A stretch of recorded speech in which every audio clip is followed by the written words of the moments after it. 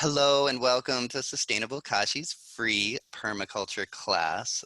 This week we're going nuts for permaculture. So permaculture is really excited and proud to host these classes every week to help us all connect to each other and our ecosystems as a foundation of permaculture to bring us together. We're located in Sebastian, Florida on 80 acres. We're on the beautiful St. Sebastian River located at Kashi Ashram. We have 9 demonstration gardens, each with different growing styles. So we allow an opportunity for you to get your hands in the dirt to see how we're doing it and see what works.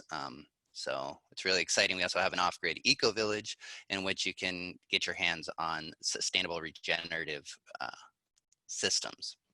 We hope you can all come out for a visit sometime really soon in the future.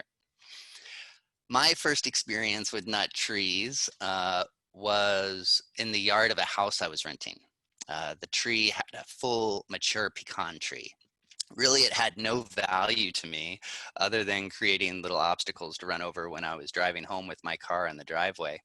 And they always made these little stains on the driveway that I never really knew what they were, how to use them.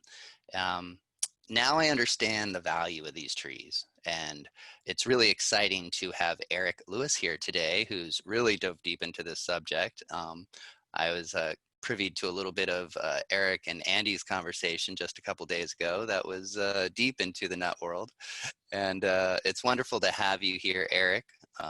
Even though we can't see you, we will be able to hear the wonderful knowledge you can impart upon us. Yeah, right on. Well, so yeah, I wanted to start out with, I guess, just a quick overview of some of the context of just why nuts are so important in general. And I know that being that this is a bunch of very permaculture minded people, a lot of you are probably already tuned into this. This is from the Bloomberg website, and it's a breakdown of land usage in the United States. And you'll see that the entire West Coast um, could be entirely occupied by all of the pasture and rangeland that we have, which is a tremendous opportunity because oftentimes the people who own those spaces of land and who are running those grazing operations, they have control over thousands and thousands of acres. So if you can convince them to plant nut trees, even if it's just a handful here and there, you only need to change one person's mind and you can influence the way that tens of thousands of acres are managed. And I know that that's a major thing in Florida. So just the incredible opportunity. I always like to bring people's attention to the tremendous opportunities that we have in front of us as permaculturists and as people who are just trying to do the right thing on a planet that has a lot of wrongness going on in it right now. But so that's just the pasture land is 654 million acres. And then we've got another 391 million acres that is cropland. And most of that cropland actually ends up getting used for animals as well. It just becomes more feed for animals. So animal agriculture in total occupies about 41% of the land in the continental United States. So that's pretty staggering, and also opens up a tremendous amount of opportunities because fruit and nut trees can grow along with animals.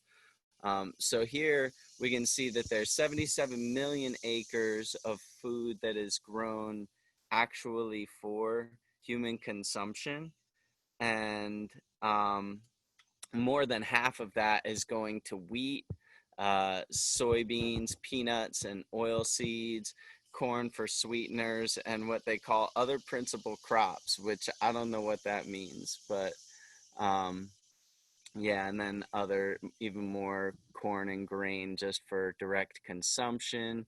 So, we can see that there's uh, a tremendous demand for oil and carbohydrates and sugars. And so just zooming in on that a little bit so that you can really kind of take in how much of the 77 million acres that is food we consume is going to wheat and corn and oil seeds. And that's important because there are a lot of tree nuts. So this is J. Russell Smith's book, Tree Crops, A Permanent Agriculture. This is one of the big influencers of Dave Holmgren and Bill Mollison back in the early days of permaculture. And I've been reading this book or revisiting this book a good bit lately. And some of the things that he points out in there are just absolutely incredible. Like, the fact that there have been single oak trees that recorded over 1,000-pound harvest in 1 year. That's incredible to me. Um, so his whole point in writing the book was that by shifting our focus from annual grasses like corn and wheat and rice, which is where the vast majority of our calories are coming from, if we shift to tree crops, then things go in a much better direction for us. And I think at the top of that list, on the level of large scale solutions, is chestnuts, hazelnuts, and pecans, but also wanted to mention things like the walnuts, pine nuts, acorns, macadamia, bunya bunya. The Encino Barino is Quercus insignis. It's the largest acorn in the world, and that's one that y'all can grow in Florida. I hear there are a few specimens growing around the state. And then, of course, pistachio, jackfruit seeds, and monkey puzzle is a relative of the bunya bunya. So when we look at the macronutrient profile, things like chestnuts and hazelnuts are very similar to that of corn and soy. And so I think that if we can just shift from focusing on uh, corn, soy, and wheat into production that's centered around chestnuts, hazelnuts, and pecans in the northern 2/3 of this country, we could make some tremendous changes in a pretty short time. This is me and Olivia with a hazelnut that we planted here in Maryland just the other day. Hazelnuts are really exciting to me because they're one of the most productive species that we can possibly grow. And their calorie density is around 2,800 calories per pound. So, um, on a per acre basis, farmers in Oregon State who have been doing this for a long time, where the climate is very favorable for hazelnuts, they average somewhere between 1,500 and 4,000 pounds per acre, which is a little less than half of what we could get from corn, which is the most productive row crop that's grown in the country. But that being said, corn is about 1,600 calories per pound, and hazelnuts are about 2,800 calories per pound. And a lot of that is from really good fat. So, when you look at it on a calorie for calorie basis, things start to match up a little bit more, and we have a crop that's competitive with corn. And then when you look at it on the level of the quality of calories and the nutrient density, then hazelnut tremendously overshadows the corn. And then when you look at it on the level of inputs that go into maintaining a cornfield versus the inputs that go into maintaining a hazelnut field, then it becomes just like a night and day comparison. Hazelnuts are way better than corn. Um, Here's an example of some of the potential of chestnuts as well, which I think is another amazing one that we should really focus on. I like both hazelnuts and chestnuts because they're reliable annual bearers. And these are some examples of some of the incredible things some of the incredible chestnuts that have come out of hybridization between different species like Castanea sativa, the Italian chestnut, and Castanea mollissima, the Chinese chestnut, and then Castanea crenata, which is the Japanese chestnut. So by hybridizing these different ones together, there are varieties coming out that have 30 to 40 gram nuts. The largest one in this example, this is from James Nave. There's a great group on Facebook all about chestnuts that I highly recommend anybody who's interested in chestnuts get get into that group, because you'll learn a ton there. And he had one kaiju that was 46 grams, a single nut that's 46 grams. That means every 9 nuts that you pick up is 1 pound, which demands, $12 per pound at market. And if you take these giant chestnuts to a specialty chef, I bet they would give you even more than that for such an incredible nut. So that's a gives you a little bit of an example of what's possible with chestnuts. And also I want to put in a plug here, because J. Russell Smith talks a lot about it in tree crops, the potential for improving the black walnut, which I did not include in my slideshow, but I think it's worth mentioning here that the European walnut, with the thin shell and uh, lots of meat in there, a very high meat to shell ratio, and very productive and reliable crop in Europe, started out hard shelled, not a lot of meat kind of nut, very similar to our black walnut, Juglans nigra. And so there's definitely the potential for us to select improved black walnuts and get something that is more reliable on an annual bearing, on the level of bearing annually, and more productive on the level of how much meat is in there versus how much shell, and as well as black walnuts that are thinner shelled and easier to crack. I went to the Hershey, the remnants of John Hershey's orchard in Pennsylvania last year, and there's a black walnut, one individual, that is so thin shelled, I was able to crack it with my heel on the sidewalk. So that would be something that we could pretty easily crack with your standard nut cracking hand tools. And then the next one on my list, on my kind of triad of what I feel are the most important nuts for North America, is the mighty pecan. And this is one that was grown in Maryland and has large nuts and a very thin shell, and is very productive, according to the lady whose driveway I picked them out of. And on the right side, you see this is an air pruning bed, and this is a great strategy for small scale backyard permaculturists who want to start cultivating lots of trees, so that you can just give them away to all of your neighbors, so that you can start trying out seedlings and select new varieties of, maybe macadamias that do better in the Florida sand, or pecans that will take shorter chill hours and still produce.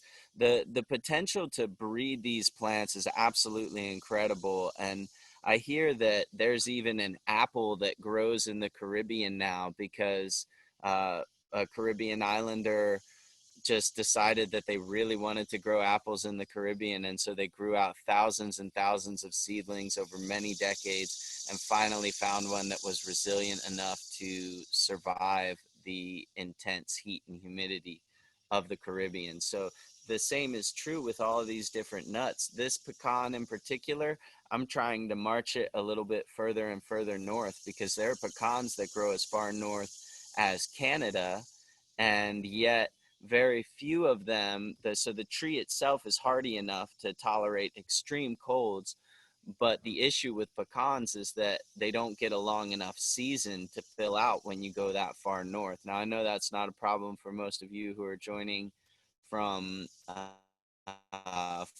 Florida, Florida, but the same can be said for marching these things south. We can plant out tons of seedlings and select for the varieties that tolerate less and less chill hours. And the same goes for the Chinese chestnut. And with the Chinese chestnut, there's also an advantage there in that there are tropical parts of China wherein large commercial orchards of chestnuts are being grown. So there are named varieties in China and Japan that are heat tolerant that could probably go further south into Florida. And I wouldn't be surprised if there are some that could even tolerate subtropical areas that rarely get frost.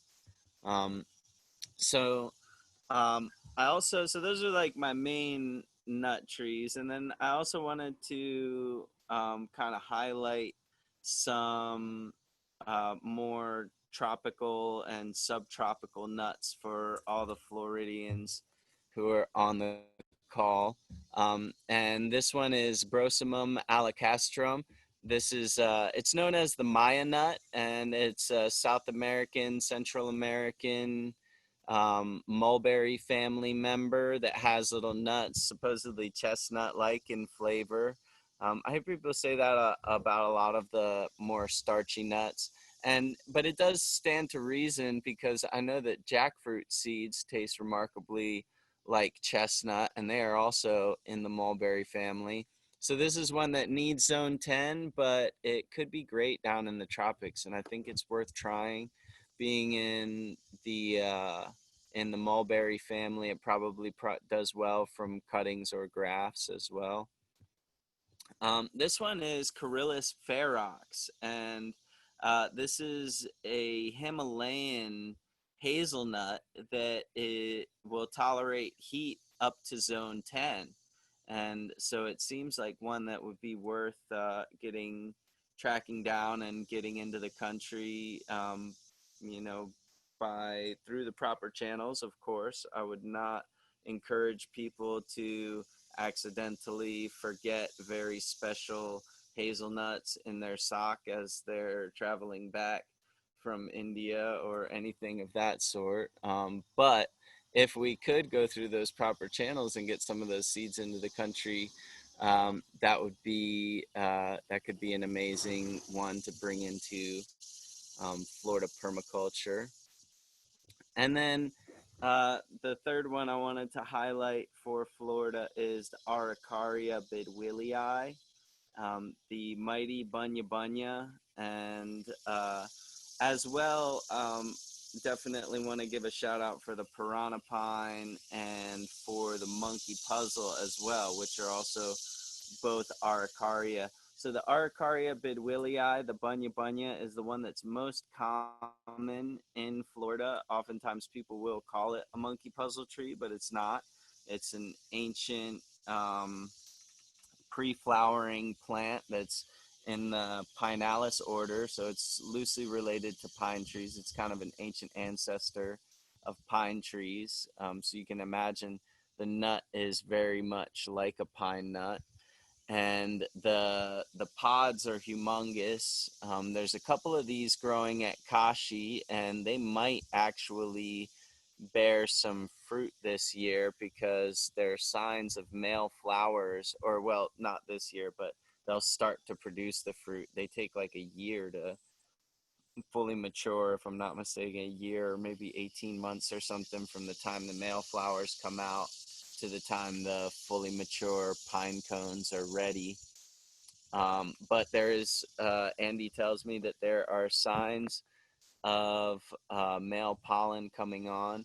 And I think that this is really a great example of kind of the heart of permaculture for me, which is this idea that, you know, we're not just growing these trees to feed ourselves to make our lives easier and more enjoyable. We're doing all of this work so that we can lay a foundation for a future where everyone appreciates these plants and everyone recognizes how interdependent our lives are with plants. And um, I feel like this tree is a great example of that because it'll be 35, 40 years before any nuts are born. And yet you have crazy loons like Andy Ferk who run around not eating a single nut. And well, no, that's not true. The first round he ate a bunch. I'm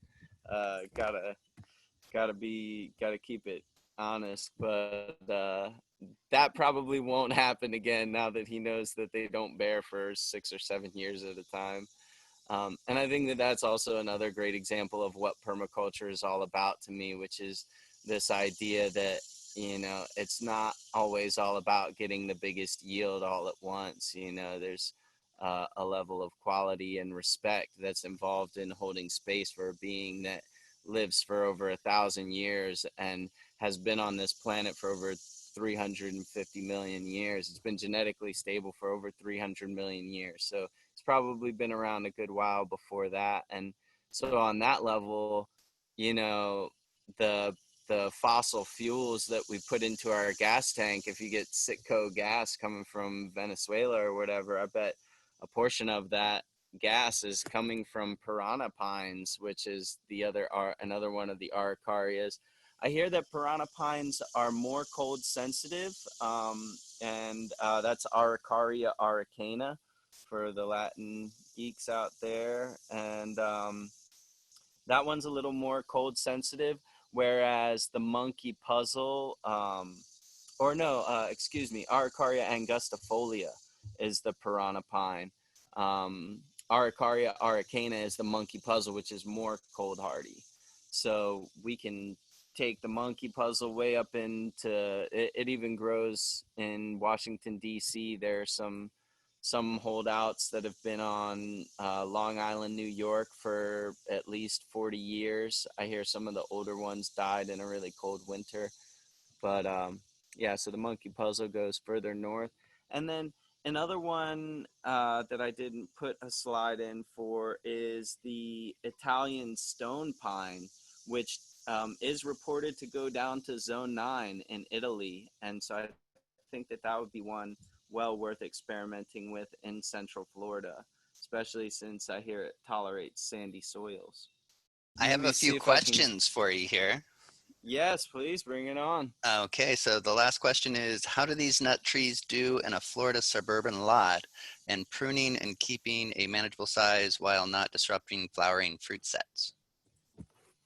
Okay. So I would say if space is a concern, your best bet in Central Florida would probably be the uh, the macadamia, because it's a medium sized one that can be pruned back, and um, you can it can be kept somewhat manageable relatively easily. Um, Pecans and chestnuts, they need more space. They're definitely, they sprawl. I think the ideal long-term spacing for trees like chestnuts and pecans is around 60 to 100 feet, which gives you only 4 trees per acre. So they could be a nice addition to a corner of a lot, but they definitely take up a lot more space than the kind of shrubbier ones. And that might be where you need to source some Coryllis ferox, which is another shrubby one. The hazelnuts are pretty shrubby, and I will say that for the American hazelnut in particular, I have I dug some of that up from a river in Alabama last year. So it can grow into Alabama, and there were nutshells all on the ground underneath of it, probably from the squirrels that went to work when the tree ripened. Which is another thing to consider as far as our role in this ecology in on this earth. I feel like as mammals, one of our roles is to move nuts around, and I think that that's part of the reason that that we've had this relationship with trees for so long, is because it has traditionally been a reciprocal one, even if that's just by virtue of the tree's generosity. Like when you watch squirrels, they'll eat all the hazelnuts underneath of the bush until they're full, and then they'll take as many as they can and they'll stash them away. And then they'll eat as many as they need to get through the winter. And then, once more fresh food starts coming out, they will forget about their nut stores and focus on other herbaceous things. And so eventually a certain amount of nuts can sprout. Now, us as humans, we get to take that a step further because, we can meditate on which species are the most important to propagate and move around. And when you look at the transformation from that hundreds of millions, or really over a billion acres, just over a billion acres of cropland and pasture land combined, the transformation of that, if we leave it to nature, it will take hundreds, if not thousands of years for it to return to old growth, nut dominant forests.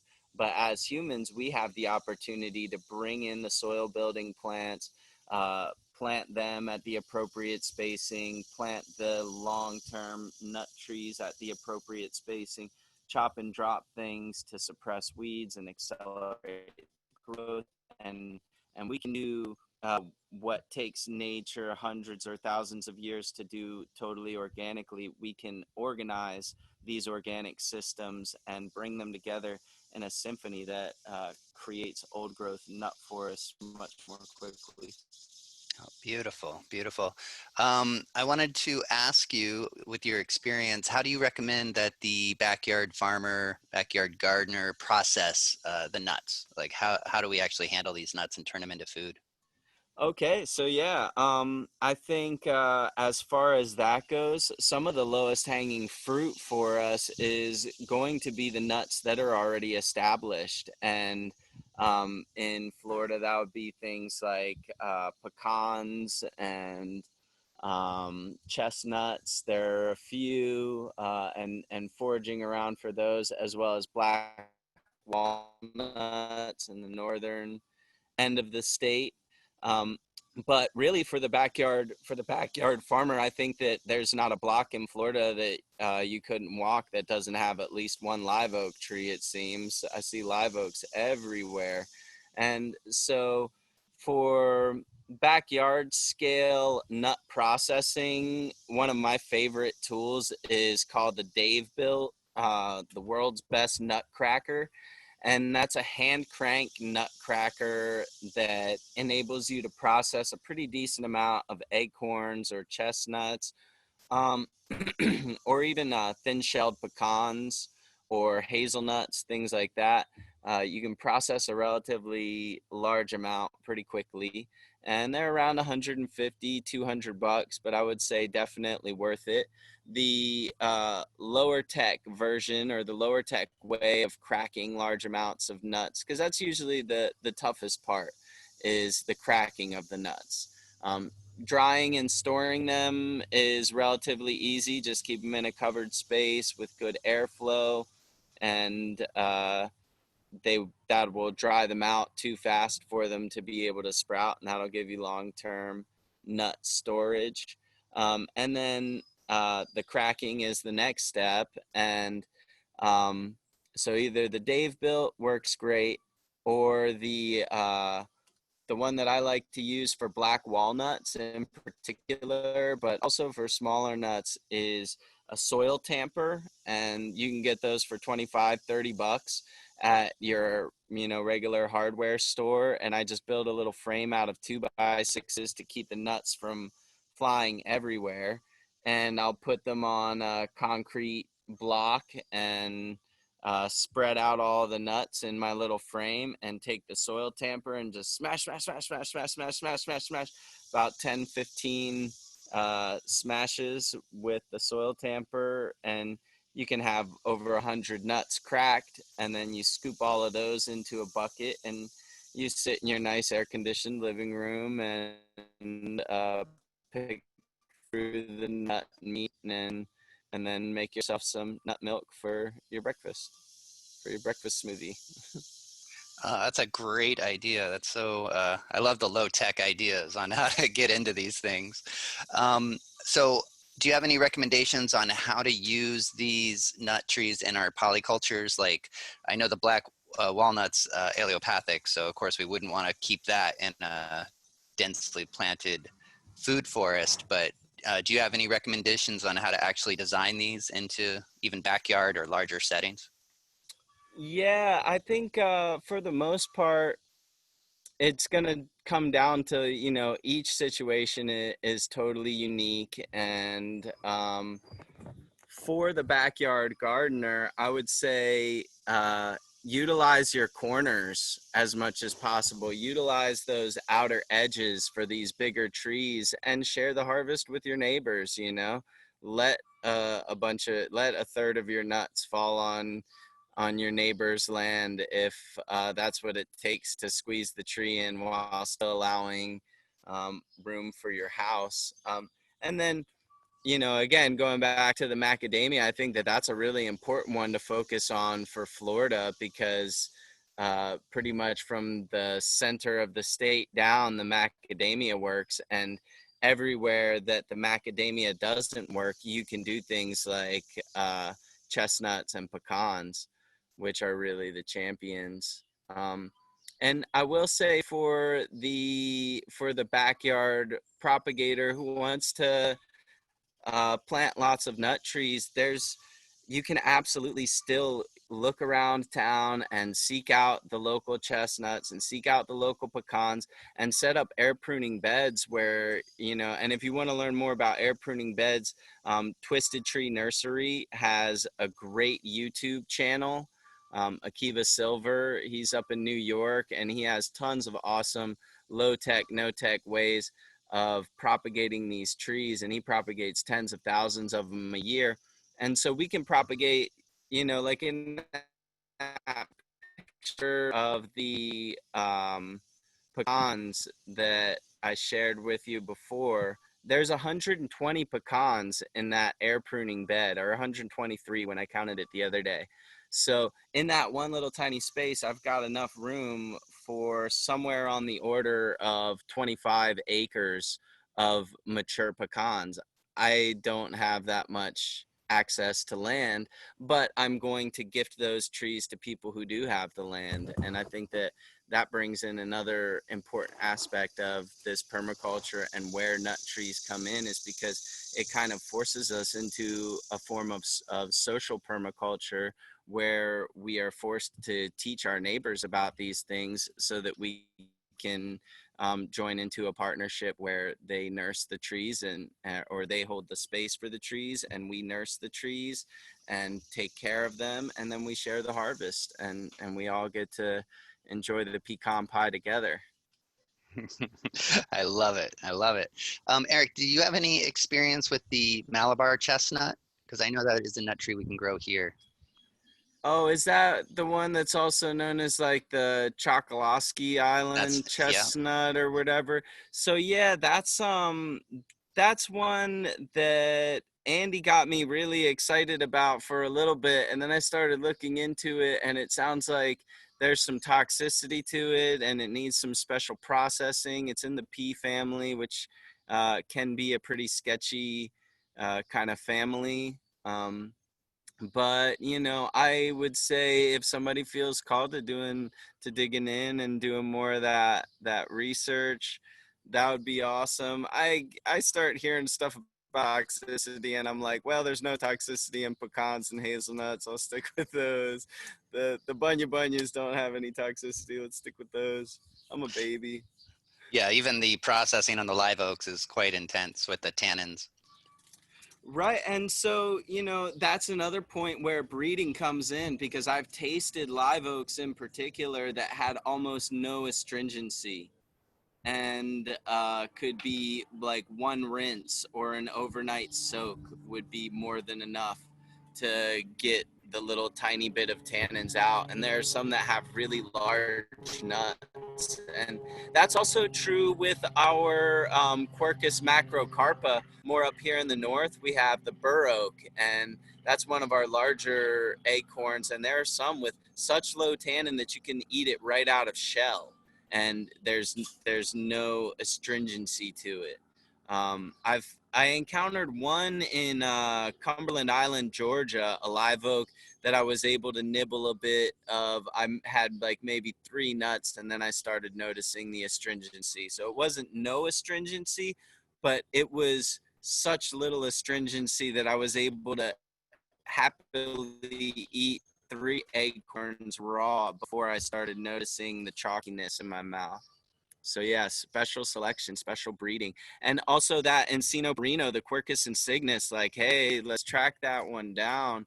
And I hear there's a few growing in the state already that got planted a few years back, so they could be beginning to produce. Don't let the squirrels get those nuts. They won't plant as many as we do. Beautiful, beautiful. Eric, thank you so much for being here. Can you tell everybody like where to find you and what you're up to right now?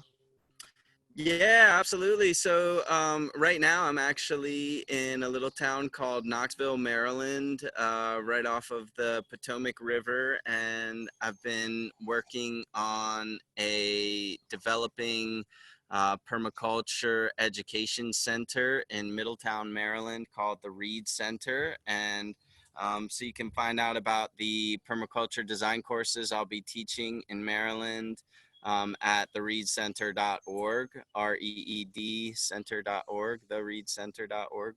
I'm also real easy to find on Facebook, Eric Joseph Lewis. My Instagram is Eric Joseph Lewis Plants. And yeah, I'm always available to everybody. I'm doing plant walks from time to time. I'm gonna be. Oh, I also have a YouTube channel. I think that's also Eric Joseph Lewis Plants. I've been using this COVID time to kind of up my online game. So I'll be partnering with Rob Greenfield soon, doing some videos on his channel, and I'm gonna be really put more content out on my YouTube soon. So yeah, follow me on there as well. Wonderful. I love your passion and your connection to the plants. You've always been so full of integrity and just really genuine in the way you work with the plants. Thank you so much. Thanks so much for having me. It's been a blast. Well, absolutely. We'll continue this conversation in the Facebook community page group, where this week we'll be giving away. Last week we had Alex Ojeda on, the co-creator of the Permaculture deck. We're giving away a free deck of cards. That's right, the Permaculture deck card. So come over to the community page, tell us what your biggest takeaway from this class was, and we'll send you out one of those cards to one person on that group. I want to thank Amy for keeping this class together. Thank you so much. I know there's a lot in keeping all the people on the call. If you got anything out of the call, feel free to donate. We use all that money to pay for the Zoom line, so we can all stay on these calls.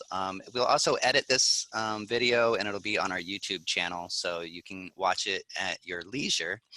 You'll definitely want to catch us next week. Next week's our last class of the season, and we're going to have Josh Trott on. And Josh Trott is the director of D Acres out in New Hampshire.